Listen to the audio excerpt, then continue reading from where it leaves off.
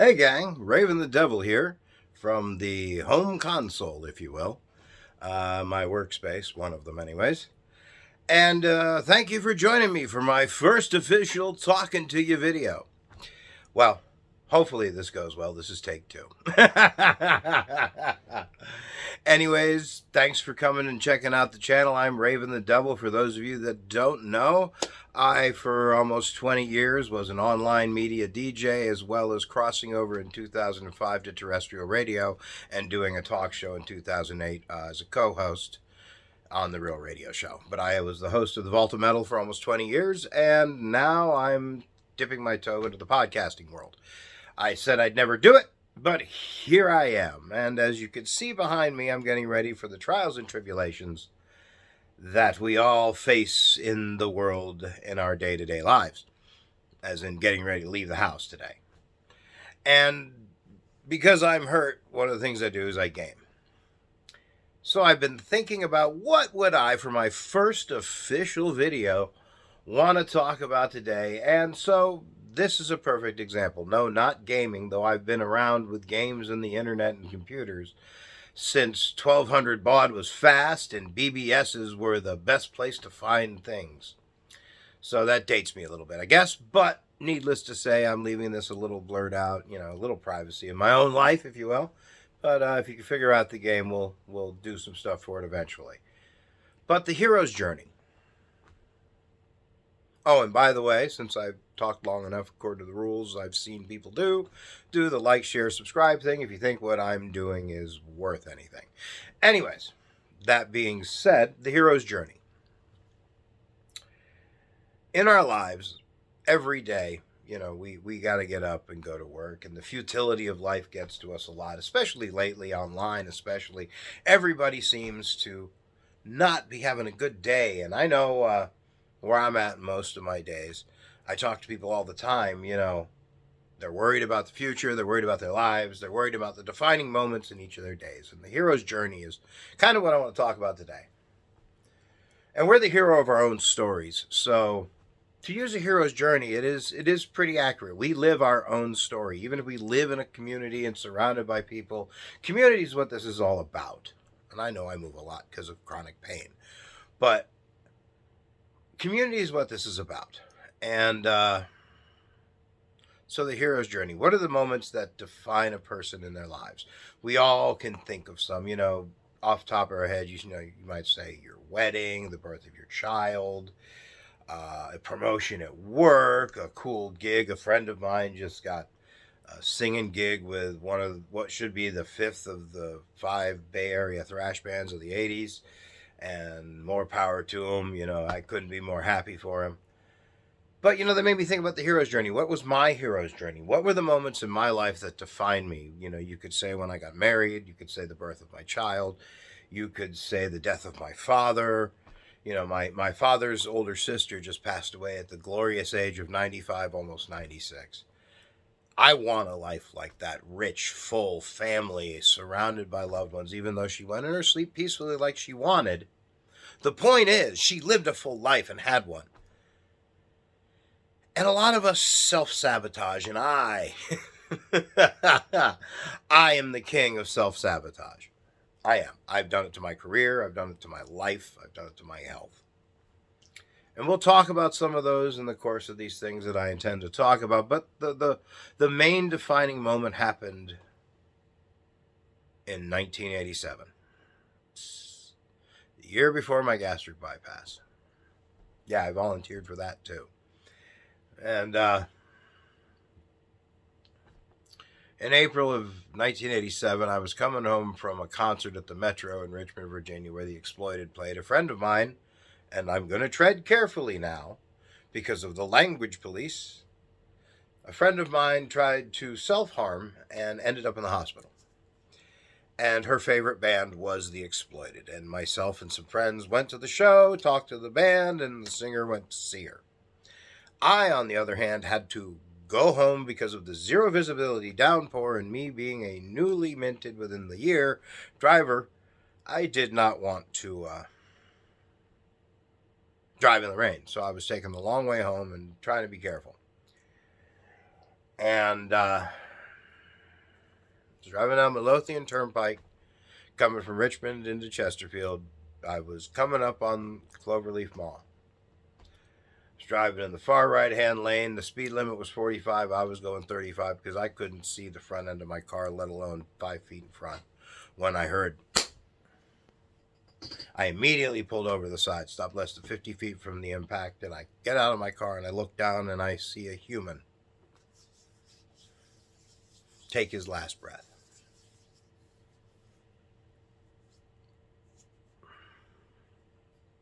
I have a few friends on Facebook who knew me back then, and they probably remember me before and after this. So yeah, if you've seen the movie Death Race, I got my 10 points. Yeah, I took a life by accident. The police at the scene said I was not at fault. I'd stopped too close. They were impressed with my knowledge of driving at 17 that impact gravel stop. The 3 cars behind me also saw it happen. That had a lot to do with it. There's a joke in there. I'm going to leave that one out. But let's just say it was an interesting group of people that were my witnesses that night. Because me, I had a bald head, black and white camo pants on with knee-high engineer boots, the biker kind, rings on every finger, spiked armbands, probably my Motorhead No Remorse t-shirt. That was one of my favorite shirts back then. And I got pulled over for having done this. I thought my life was over. Cleared at the scene, got home about 3 in the morning, knocked on my father's door. Hey, Dad, something's happened. We need to talk. You need to come down. It's 3 o'clock in the morning. I'll be down in the morning. Just go to bed.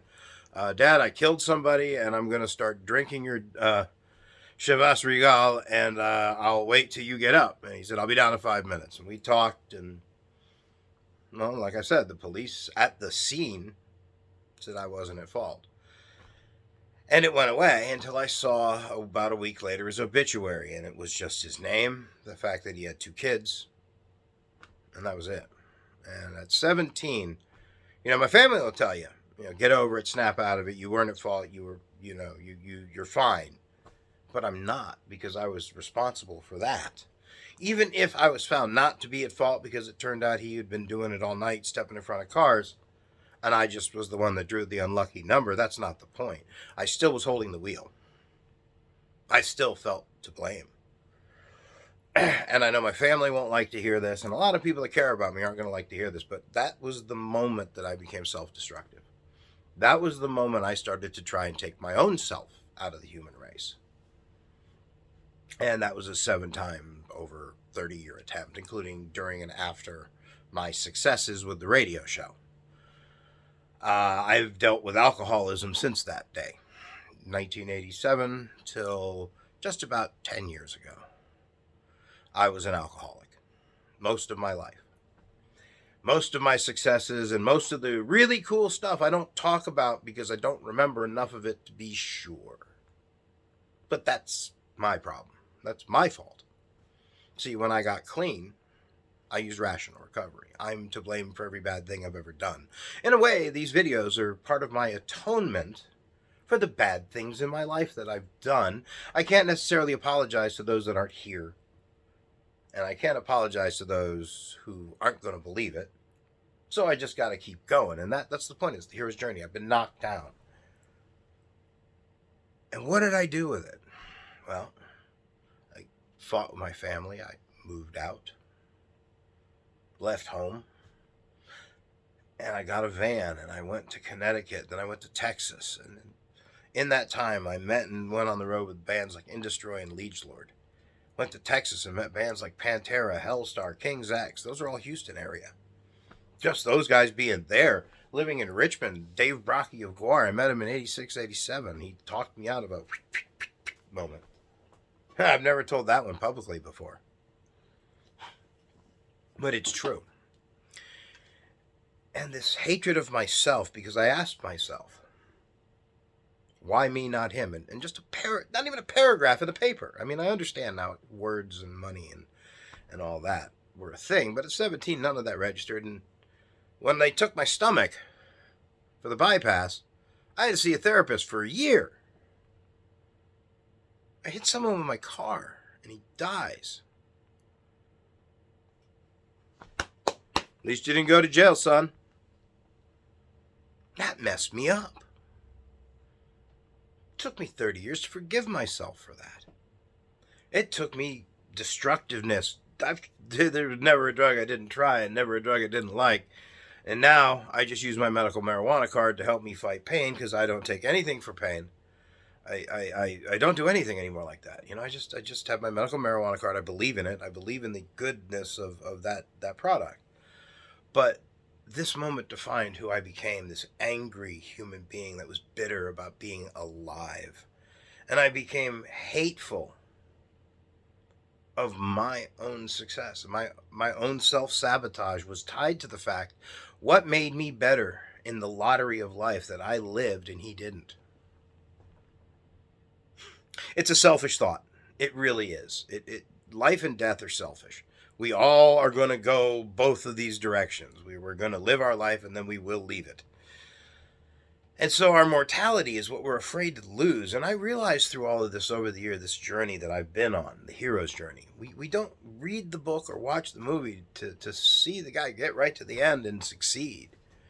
We want to see what he does when he gets up. And this was my first knockdown. And it took me most of my life to realize this. Now, we can hold ourselves to a higher standard or a moral belief to ourselves. And our own personal morals are different. And don't think I'm trying to tell you how to live here. This is just a thought that I've had. So what did I do with that with most of my life? I kept it in the back of my head is what I did. And as a result, I'm a pacifist. Though I have a raging temper, I don't like it. I do my best every day to be a better person because of it. But for years I held myself responsible and I forgot to tell myself the most important thing in the world. I forgive you. That's the first step in a hero's journey, any hero's journey, is learning to forgive yourself for things you have no power and control over. It is so true when people say just you can learn to get over it. You can't snap out of it. It's like trying to tell a person with manic depression and bipolar disorder just to get over it. You can't. You just can't. But you can learn to live with the consequences of everything, even if they're not your fault. But if they affect you, they're part of your hero's journey. It's your challenge to find whatever that is. Mine was forgiving myself, finding forgiveness, going through all the BS that I'm going to be talking about in these videos, of learning how to go, you know what, I made a mistake. Yeah, I screwed up. I'm not going to fight with people anymore over my mistakes. I accept that I've made them. They're going to hate me no matter what. I don't care. I guess maybe getting the half-century mark in life, you stop caring about a lot of the little stuff because the trivial stuff that used to be important to me is irrelevant. My hair is falling out, and I love having long hair, and it sucks, and I get women's Rogaine to save it. Because that's my vanity. That's my hero's journey, too. Why do I use the word hero's journey? Why do we watch action movies? Why do we play video games? To do something exciting. Some people like PvP, some people like PvE, some people like all of it, some people like none of it.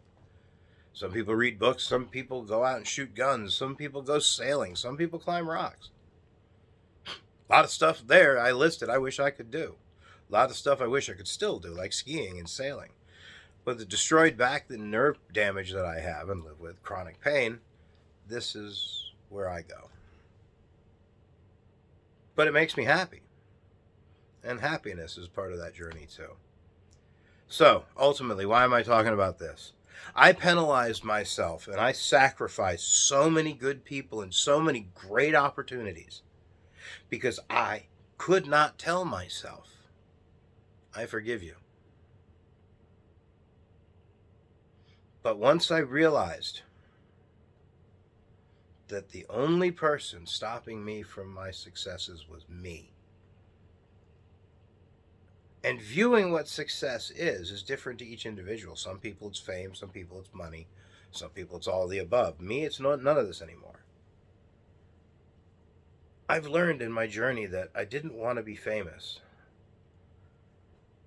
I just wanted to leave the world a little bit better than I find it right now.